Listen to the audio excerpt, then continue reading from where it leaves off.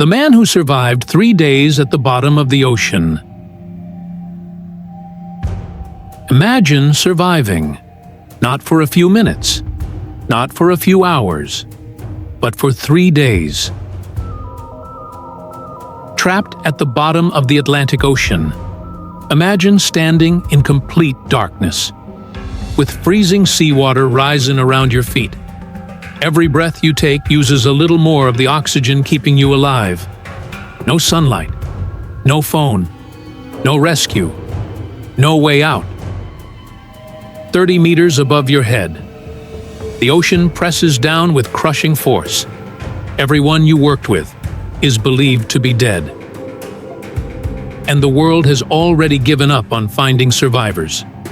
Then, 3 days later, a rescue diver shines his flashlight into the wreck. He expects to recover another body. Instead, a hand reaches out from the darkness and grabs him. This isn't a movie. This isn't fiction. It really happened.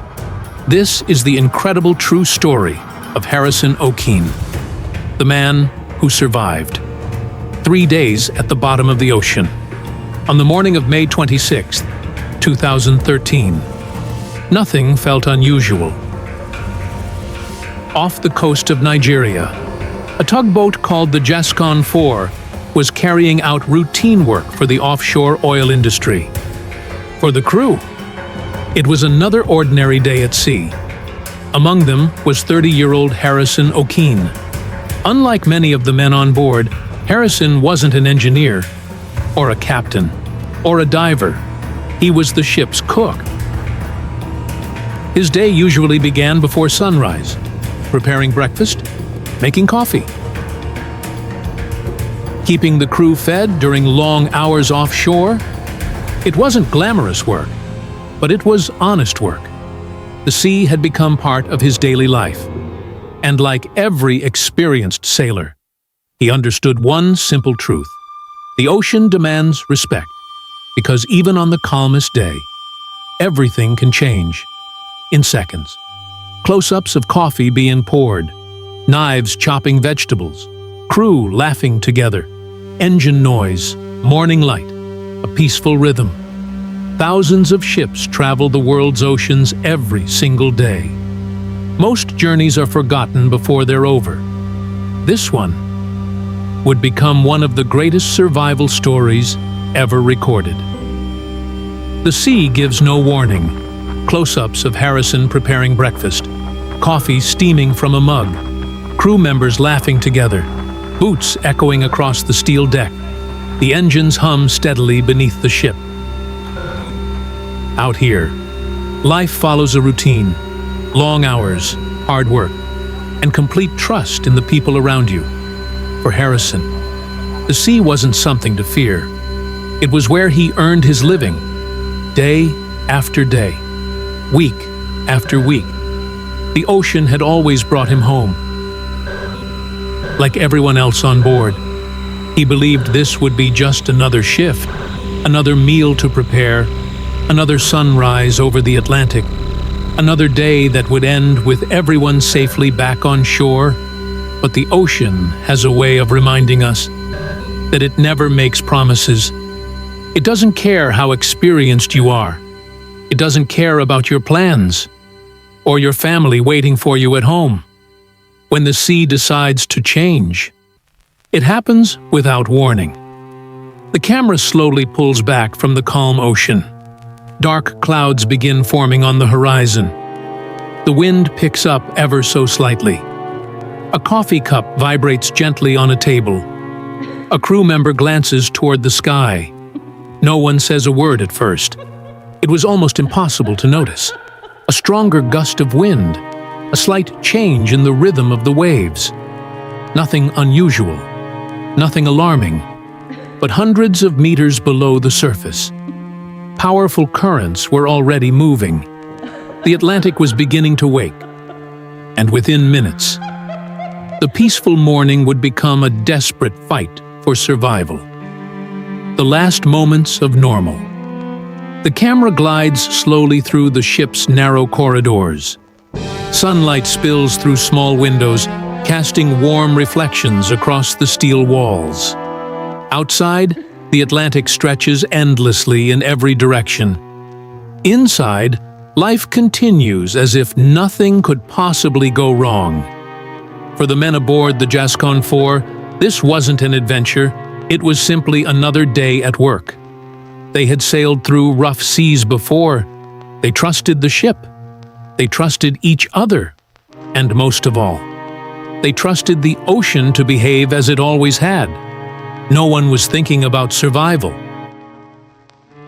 No one imagined they were living the final peaceful moments before disaster. Some laughed over breakfast. Others checked equipment or prepared for the day's tasks.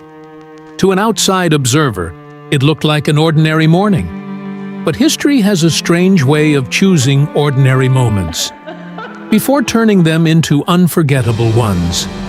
Within minutes, the calm rhythm of the ship would be shattered. The men who had shared breakfast together would suddenly find themselves fighting for every breath. And one of them would face an impossible choice that no human being should ever have to make. Trapped beneath the Atlantic, complete darkness. The sound of rushing water, metal groaning under immense pressure. The ship settles onto the ocean floor. Then, silence. Only the sound of Harrison breathing. The world around Harrison had disappeared. One moment, he had been fighting to stay on his feet. The next, he found himself trapped inside a ship resting nearly 100 feet beneath the Atlantic Ocean. He couldn't tell which way was up. The violent force of the sinking had turned the vessel into a maze. Doors had become ceilings. Hallways had become walls. Everything he had known only minutes earlier had vanished.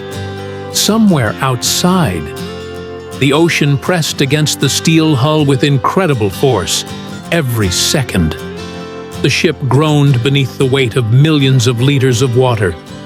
Dark, flooded corridor. Loose cables drift through the water. A flashlight rolls slowly across the floor before disappearing beneath the rising sea. The freezing seawater continued pouring into the wreck. Harrison knew he couldn't stay where he was. If the water reached the ceiling, there would be nowhere left to breathe.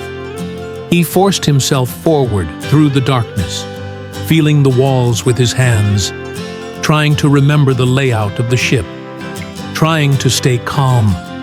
But panic was never far away. Every wrong turn could become his last. Close-up of Harrison's hands searching along a steel wall. Heavy breathing echoes through the darkness. Then, something unexpected happened. His hand touched air above him. A small pocket of trapped air had formed inside one of the compartments. It wasn't large, barely enough room for one person. But at that moment, it became the most valuable place on Earth. Harrison pulled himself into the narrow space. His clothes were soaked. The water reached almost to his chest. The air smelled of fuel, salt, and rusting steel. But he was alive. For now, a tiny air pocket, water gently moving beneath him, drops falling from the ceiling, darkness surrounding him. For the first time since the ship had sunk, everything became quiet. Too quiet. No voices, no engines, no footsteps, no signs that anyone else had survived. Only silence. The kind of silence that reminds you just how alone you really are. Wide shot of the shipwreck resting on the seabed. Tiny fish swim past. The Atlantic stretches endlessly above. Above Harrison, 30 meters of cold Atlantic Ocean separated him from the surface, from fresh air, from sunlight, from life. He had no radio, no phone, no food, almost no fresh water, and no way of knowing whether anyone even knew he was still alive.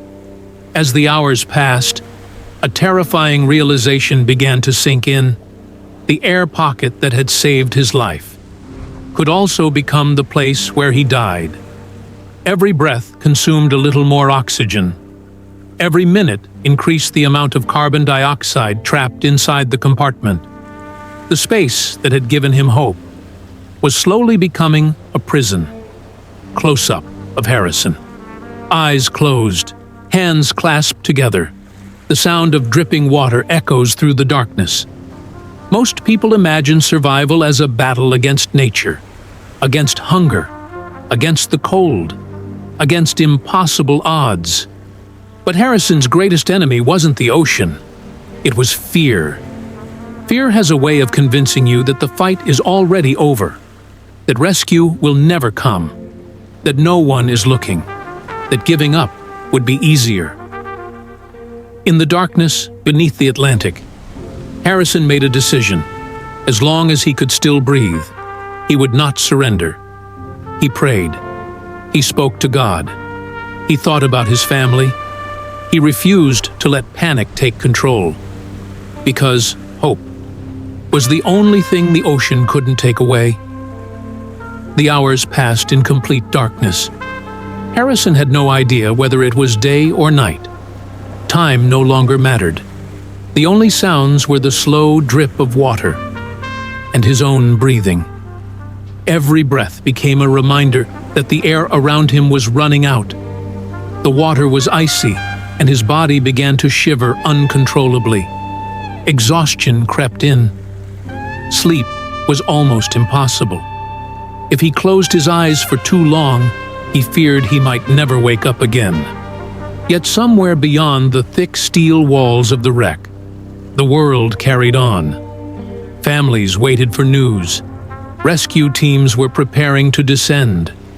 But no one believed there was anyone left to save. To them, the Jascon 4 was no longer a rescue mission. It was a recovery mission.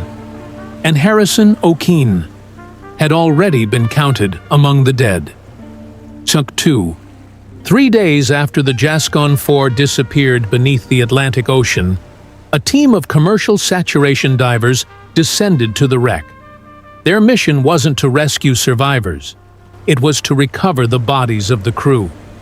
One by one, they searched the dark, flooded compartments of the ship, expecting to find only silence. Then one diver noticed something impossible. A hand moving. For a brief moment, he froze in disbelief. No one could have survived this long. Yet there, trapped inside a small pocket of air, was Harrison Okene. Against all odds, he was still alive. The divers immediately changed their mission. Knowing that bringing him to the surface too quickly could be fatal, they carefully guided him into a diving bell before transferring him to a decompression chamber, where his body could safely adjust to normal pressure. It was a slow and delicate rescue, but after 3 days trapped beneath the ocean, Harrison Okene was finally going home. Conclusion. The Atlantic Ocean is one of the most powerful and unforgiving places on Earth. On that day, it claimed a ship and the lives of many good men, but it couldn't take Harrison's hope. His survival wasn't just a miracle of circumstance. It was a reminder of what the human spirit is capable of when faced with the impossible. Sometimes, survival isn't about being the strongest. It's about refusing to give up when every reason says you should. Thank you for joining us on this incredible journey. If you enjoyed this documentary and would like to see more extraordinary true stories of survival, courage, and resilience, consider subscribing to the channel. Until our next journey, take care, and never underestimate the strength of the human spirit.